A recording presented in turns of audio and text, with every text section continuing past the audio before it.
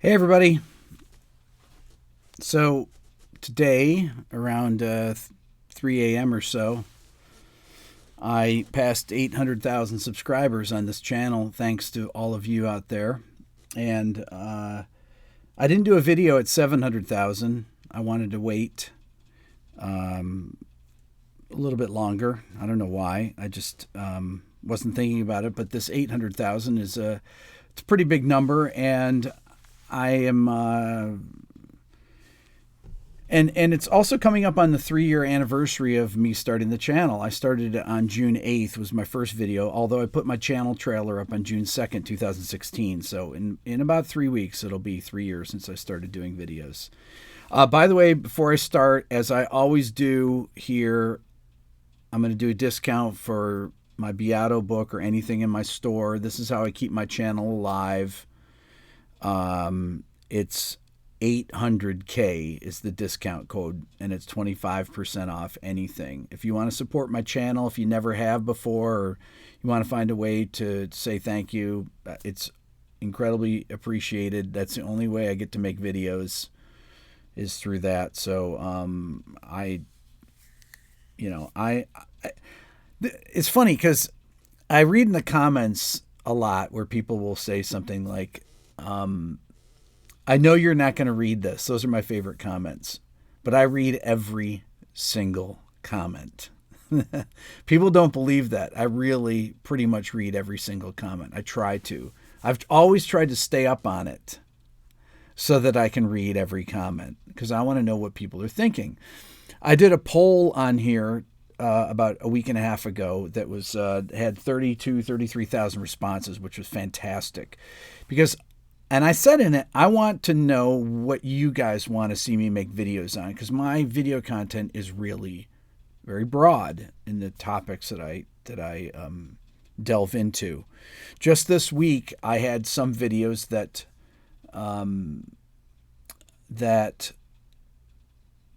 I put out. That one of the videos it did very poorly, but it did poorly kind of like the videos that I do. It was on. And it was a terrible title. It was actually originally on the movie Field of Dreams, but nobody remembers that movie because it's 30 years ago. And it was specifically about how to take two lines. The composer James Horner took these two lines and just with two notes made it sound incredibly melancholy. Just this 2-line thing. And I demonstrated how intervals, just simple 2 notes together, put in the right order, can completely change your mood. But very few people watched it. Almost no. I mean, for a channel that has 800,000 subscribers, it got 20,000 views or so. I mean, very bad. Yet I was very proud of the video. I thought it was really informative. But it doesn't matter, because then I'll do videos on Rush that'll get, tons of views that people like. I like it all, but I want to know what you guys want to do, what you guys want to see videos on. I mean, the number one thing that people don't like are my live streams, but live streams are so important. And they're important because they're the only way that I can actually connect with you in real time. And it's what makes YouTube really different than other social media. You can't go into the Jimmy Kimmel show and ask a question and be talked to. I see Deb up there. I see all these people that I've talked to many times on here. Martin. And to me, this is the most important thing, is actually connecting with individual people. Amadeo, I see you there. When people go by like Justin Taylor here, I know I see all of these names. Tim Dunn, I see them all go by. I read these things. And it's really helpful to me in order to come up with ideas for making videos on, even right down to when I pick what makes this song great. Right, Subi? I love Subi. I'll have 1,000 songs to choose from, but how do you choose the right sound? Or the right song, I mean. I have 1,000 songs to choose from. How do you choose the right song? What do you want to talk about? What era do you want to do? What's the point that you want to make on it? It's not just Hey, Peter. Peter Smart, everyone. Peter's my dear friend. I try to take things when I'm doing videos like that. I'm always trying to have a purpose of try and teach somebody something in it, whether it's line against line counterpoint and how particular interval combinations in a particular order will give you a particular mood, right? Or Rush, Limelight. How do you count the thing? Is it in 7? Is it in 4? Is it in 3? Or is it 4 and then 3? Is it 3 and then 4? Or is it 7 4 time? These kind of things. Trying to take the complexities out of music and explain it in ways that everyone can understand it. I think that's I think that's how you bring music education to the masses. And I say this music education. This is a music education / commentary channel, but it happens to be wide ranging because it's about a lot of different genres. Now, I know that a lot of people aren't into jazz that tune into here, and I know that people aren't into metal, and I know that people are not into a whole host of things. You have your segments of people that appreciate what happens here, but but I still want to know from you guys, what are the specific things that you want to see me make videos on. Now, discount code, once again, let me mention it because Aaron's pasted it in here. It's 800K, 25% off everything in my store. If you want to support this channel, that's how you do it. I have to mention it here. I mention it in live streams. A lot of people have asked me about Jeff Buckley, for example. Can you do a video on Jeff Buckley? Now, I'm a huge Jeff Buckley fan, but I had an experience where I used a clip of Jeff Buckley. I released it unlisted to see what would happen, and it got blocked. Now, I also played a song that I actually want to do a video on of Jeff Buckley's, but it's not on Grace, okay? It's actually not on Grace. And I played that. I put that up unlisted, and that did not get blocked. Now, I know a lot of people want to see something off Grace. So I want to do that. I know people want me to do Dream Theater. I will do a Dream Theater song, but I want to make sure it's not going to get blocked. So one of my buddies said, can you do Superstition today? And I want to do Superstition. I used the clav part in my Greatest Keyboard Sounds of All Time video, and it did fine there. But Earth, Wind, and Fire, Stevie Wonder, there's a lot of questions about blocking, and you don't want to put 16 hours into a video and then have it get taken down immediately. 6 Months Sleep just said, do the National too. I have a track that the National gave me that I am going to do a video of. They're actually coming here to play next month, so I'm going to go check them out when they're here. So does Def Leppard block? No. Typically, bands from the 1980s do not block. They are really 6 Months Sleep. There you go. I see that. Yes. So yes, I have a track. The guys in the National gave me a track to do. I'm not going to tell you what it is. I also interviewed Ken Andrews. I know a lot of people have asked about the band Failure that I love. And I interviewed Ken Andrews last week, who's the singer of Failure, who's also a fantastic producer and mixer. And the record I want to talk about is the Fantastic Planet record, which sounds phenomenal. It's a great, one of the best sounding records from the 90s. And he actually was the singer, but he engineered and mixed it. And now he's a really in demand mixer. And I see the Frank Zappa things here. I keep seeing those. There is a Frank. I'm still not sure if Frank Zappa if I can do records on Frank's music. I need to talk to Dweezil about it. The last time I talked to him, it was still questionable whether it would be able to see whether we'd be able to do this. So I'll talk to Dweezil again about it and see if that's okay. Do a video on producing a record. The Who is another questionable band as far as blocking. I'm not sure. I've had a lot of luck. Not one of my What Makes This Song Great videos have been blocked right now. I know people say Berkeley students did a great Frank Zappa cover. I'm not doing covers. I'm actually using the actual song. This is what makes this different. What makes this song different is that I'm not doing a cover of the song. But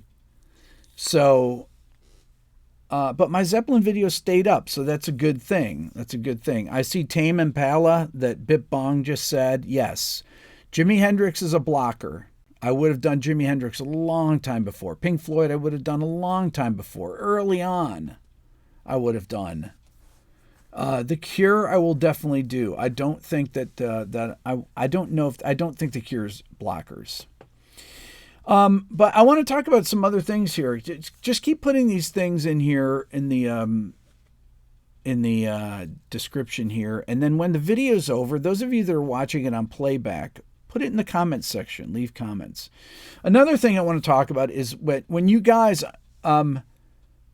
sometimes I don't title things the best, and because of that, people don't watch them, and YouTube doesn't push them. And because YouTube doesn't push them, it does affect my channel a lot. So the titles of the videos are so crucial to getting people to, I know that you probably don't even care about this, but this is something that I wrestle with every day. It's one thing when you have a series, what makes this song great? It makes it easy, right? Because it becomes a tag in itself. But sometimes if you're talking about something like, for example, I did a video on a scale this week called the scale is called the Lydian Augmented, and if any of you saw the one with the thumbnail of me and the dark King of the Dead from The Walking Dead, where I put our pictures together. My friend Pat told me I look like him anyway, so I put him up, and it was called The Dark Side of Major. Now, had I titled that video The Lydian Augmented Mode, only about 20 people would have watched it. But it was really, it was a, I think it was an important video. And Walking Dead, did I say I meant Game of Thrones. Did I say Walking Dead? Game of Thrones, sorry. If I said Walking Dead, I meant Game of Thrones. I watch both shows, but you thought it was a White Walker. My friend Pat says that I look like the White Walkers, so probably because of the hair. But no one would have watched that, right? Tool has a new record coming out. King's X. I see Jason just said that. I have been in touch with Nick DiDia, who I talked to, who engineered the King's X Dogman record. And I talked about this yesterday. I was doing a live stream on Instagram. And that is one of the greatest sounding records of the 90s. It sounds phenomenal. I see, where do you get the isolated tracks? Boy, I've been over this a million times. From the National, I got it from the National. I get tracks, from, I get them from, when I did Periphery, I got it from Misha. People say, where did you get the tracks for Periphery? When I had Misha Mansour in the video. It's like, well, why wouldn't I have the tracks from him? I have him in the video. I got tracks from the National, same thing. So, Eric Johnson or Thomas Newman. Now, yes, for interviewing. Somebody said in my video on Field of Dreams, or of the James Horner video that no one watched, that you guys should watch. It's called What Makes a Melody Melancholy. You should watch that video. I think it's a great video. It's one of my favorite videos. And somebody said in the comments, you should do the same kind of video on Thomas Newman. And I said, I've done 3 videos on Thomas Newman, long videos. I did a breakdown of the beginning of the Shawshank Redemption.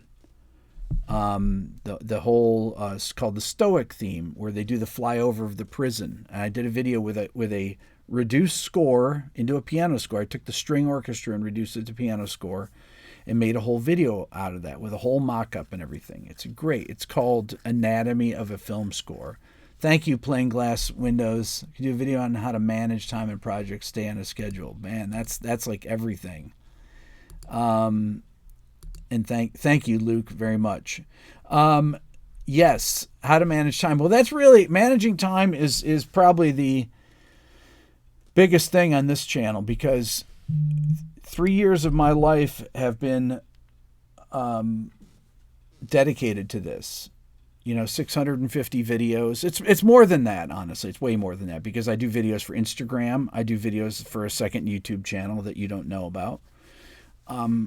It's more like 1,000 videos, probably 1,000 videos. And each video takes, thanks, Andreas, appreciate that. Each video takes, I don't know, probably from 4 to usually at least 8 hours to 16 hours. And it's brutal, but it's worth it. When it's done, it's so worth it. Oh my God. It feels amazing when you watch it back, especially when it gets past that last tweak. But I was looking at on my phone when I started my channel 2 years ago. I took little screenshots like this one. You can't see this very well, but that's a screenshot of me right here at this desk. It says recording series, terrible title. It says Brendan O'Brien Style and Methods. Like, what kind of a title is that? Brendan O'Brien is a great producer. I probably should rename that, because it had 302 views, 31 likes, 1 dislike, and I had 4,148 subscribers at the time. This was on July 25th, 2016. Thank you, Technos, right? So, 4,100 subscribers back then. So I would take screenshots all the time just to kind of keep track. And I'll go through my phone here and I'll look at them. I would take them once a month or so, once every couple months. And I'm looking back through another one. Let's see if I find another one here. I think I took one here in September. Just so I knew kind of what the what the trajectory of things were, and to keep. Here's one right here, September 13th. It's called The Making Music Production. These are all terrible titles. The Making of Need to Breathe album, The Reckoning. The Making of Need to Breathe, The Reckoning album. It's even bad grammar. That has 443 views, and I took it down because nobody watched it, nobody cared. But I had 6,500 subscribers then in September of 2016. So I started in June. And, the moral of this is that I'm a pretty unlikely YouTuber. When Rhett told me to be a YouTuber, my intern at the time, Rhett Shull, you all know Rhett, or most of you do. I said, there's no white-haired guys on YouTube. That was my thing. No white-haired guys on YouTube. I should have thought, well, why can't there be a white-haired guy on YouTuber? I could be that white-haired guy on YouTuber, because that's really kind of how I think. I say that to all my friends. Well, why can't it be you? And it's not even related to YouTube. I mean, somebody's got to do something. Some people have to be successful at something.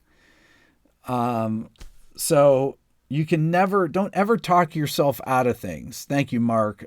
Appreciate that. Who did I miss here? I missed Brad. Thank you so much. Need another one with Vinny. There's going to be another one with Vinny coming up. I'm going to LA. I'm going to see Vinny when I'm out there. But it's, the idea of success here, I really believe that if you work hard and you have a vision for what you're doing, that's I think that's the most important thing, is having a vision. Thank you, Tom. Tom McGill, everyone. Tom's amazing. He's been here since the beginning. Thank you, Chris. Always having some type of a vision, like what do you want to get across to people? What kind of ideas? And being a teacher, even when I was a music producer, I always thought of myself as a teacher. I want to teach people about how to improve their songs, whether it's don't use the sixth on a major chord in your melody because it doesn't sound good, or, teaching people about voice leading or harmony parts. Your melody, I always used to say, if you can't harmonize something easily, you have a weak melody. The reason you can't find a harmony is because you have a bad melody, right? So if you have chord tones in the melody, it's easy to harmonize because you use other chord tones, right? If you're using the third in the melody, you can put a fifth in the harmony part or the root, So if you write melodies based on chord tones, you're going to have strong melodies and you're going to have an easy time coming up with harmony parts, okay? Those kind of things. And I would teach bands that. And many times I'd have bands come in for another record afterwards, a couple years later, and they would have gotten better with these things. And even the songs that they would present, I would say, go through the melodies and ask people, is this good? You think this is good? Does this connect with you? So many people get invested in whatever their last thing that they wrote was, that it's hard to be objective. That's what a producer's for. And that's what a teacher's for. YouTube doesn't reduce the need for having a teacher. Teachers are there. I can tell you everything I know here on YouTube, and yet you still need a teacher. And why do you need a teacher? You need a teacher because teachers need to evaluate where you are personally. I can't evaluate your playing on here because I can't hear you play. You need somebody in real time that knows if your time is good, if your technique is good, if your improvisation is good, if it's melodic, if it connects with people. That's what teachers are for. Teachers will never go out of style. You need a teacher. You can never, you'll never lose the need for that ever, because you need to have someone evaluate your playing personally. It's very important. But the nice thing about YouTube is that anyone, anywhere in the world can connect here. And that's what my whole thing is. I want to provide a free education for people that have not been as lucky. You guys have heard me talk about this before, but have not been as lucky as me. I've been afforded a first-rate music education from elementary school on. My parents were of very little means, but they knew that music was very important. And they, paid for lessons for me because they knew lessons were important. And my mom was very big into that because two of her sisters were music teachers. Two of my aunts, my Aunt Penny and my Aunt Marion, are both music teachers. They still are. And they were very influential to me. And I was able to take lessons in high school and all the way through school as a cellist first, then a bass player. Then I did my undergrad at Ithaca College in upstate New York as a bass major, and then I did my master's in jazz guitar at New England Conservatory in Boston. And then I played in rock bands. I had a publishing deal. I had a major label record deal, a couple record deals, and I produced major label records. And I've done all of these things, and I wanted to give back. I think that it's incredibly important to give back if you're able to. And I happen to have a very wide range of things that I like. I can listen to Rush Limelight, and I can listen to Prokofiev's Third Piano Concerto, and I can listen to Now Is the Time by Charlie Parker, or what was I listening to yesterday? When I interviewed Gary Burton, I talked about Fortune Smiles, which is a Keith Jarrett tune off the first Gary Burton Keith Jarrett record. I asked Gary about it. I think he was shocked. I said, so when you go to the bridge in that song and it goes A major, E over G sharp, G major, D over F sharp, and then it kind of winds around to this F7 sus4 chord. And we were funny. And Gary said at the end of the interview, he said, nobody has ever, most of the question I asked him, no one has ever asked him before. Right. So I just thought it was, I wanted to know the answer to that because I'm a fan. And I want to know these things. What were the guys thinking that were actually there making the records? To me, that's what I'm trying to bring you is these kind of things. By the way, Bill Burr, the comedian, played somebody said Bill Burr played your John Bonham thing on his podcast yesterday. I don't know if any of you know Bill Burr, but I went and listened to it. And if you guys are offended by foul language, don't go look it up. It's at about an hour and a minute or so, but Bill's hilarious. And he was explaining feel he was talking about my video and explaining feel. And he explained it really well. So the guy that said that Bill played it on, that wrote to me on Twitter or tweeted that Bill talked about my video, I responded to Bill and I said, Bill's explanation of feel was excellent because he talked about being in front. Some players play in front of the beat. Some players play on the beat. Some players play behind the beat.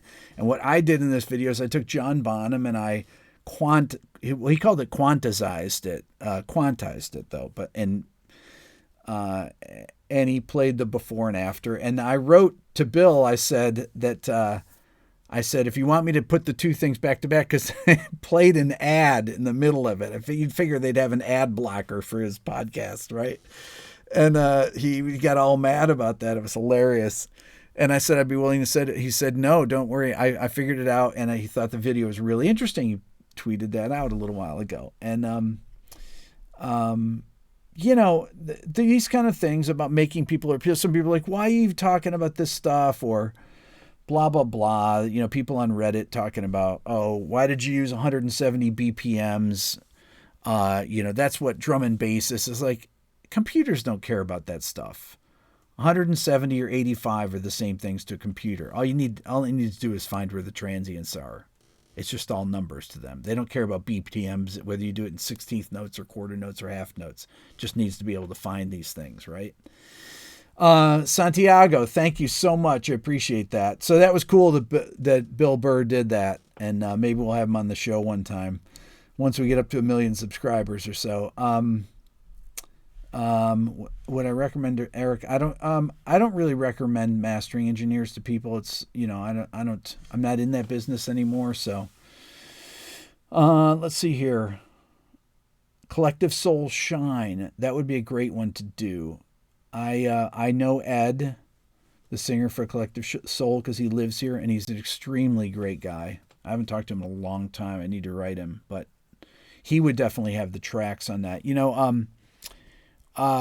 Ken Andrews does not have the tracks to the Failure record, to Fantastic Planet, even though he's been trying to get them, but he does not have them. But I asked him really specific questions about the recording of it, and it's an unbelievably good sounding record for those of you that know that record. By the way, Aaron put up the discount code again, 25% off everything in my store. 800K is the discount code. That's how you support this channel. I make my living basically on selling my book, t-shirts, and coffee mugs. It's not glamorous, but I'm able to do this. And from you guys with with Super Chat here. TG, thank you so much. Appreciate that. Santiago Coney, Cohnie. Would I recommend Eric? See, I don't know Eric, so I couldn't recommend him. But like I said, I don't really recommend mastering. It's kind of like recommending producers. If somebody has a bad experience with them, you don't want to be the person. You don't want to be the person that recommended them. Like managers too. Dean asks, Rick, weren't you planning on doing? What was I planning on doing if the YouTube channel didn't happen? Dean, that's a good question. I was, I think that, I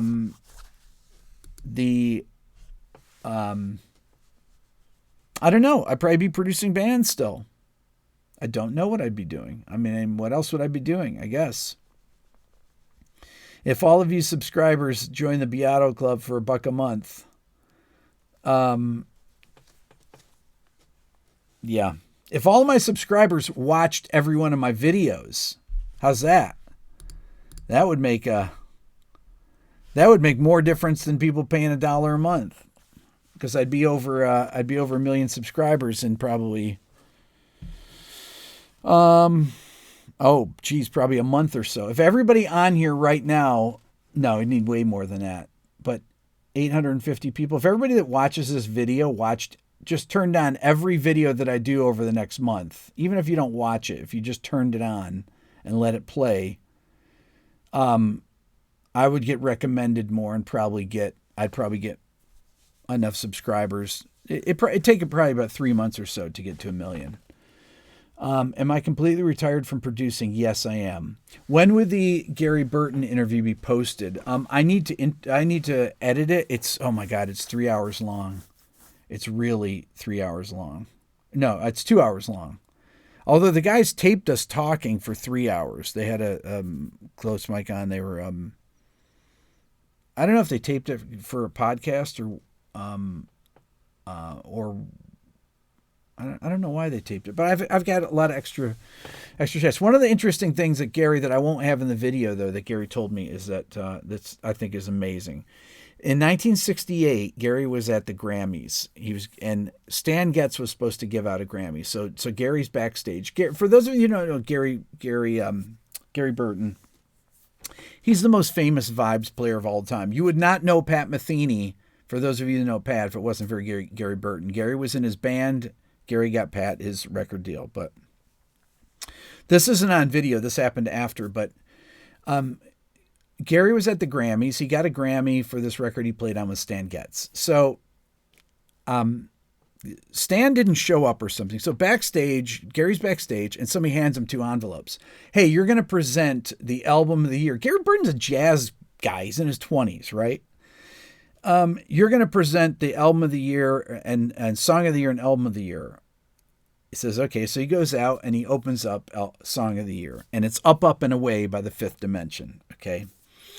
So, then he's got album of the year, and he opens up the envelope, and it is Sgt. Pepper's. Okay. He goes, Sgt. Pepper's Lonely Hearts Club Band.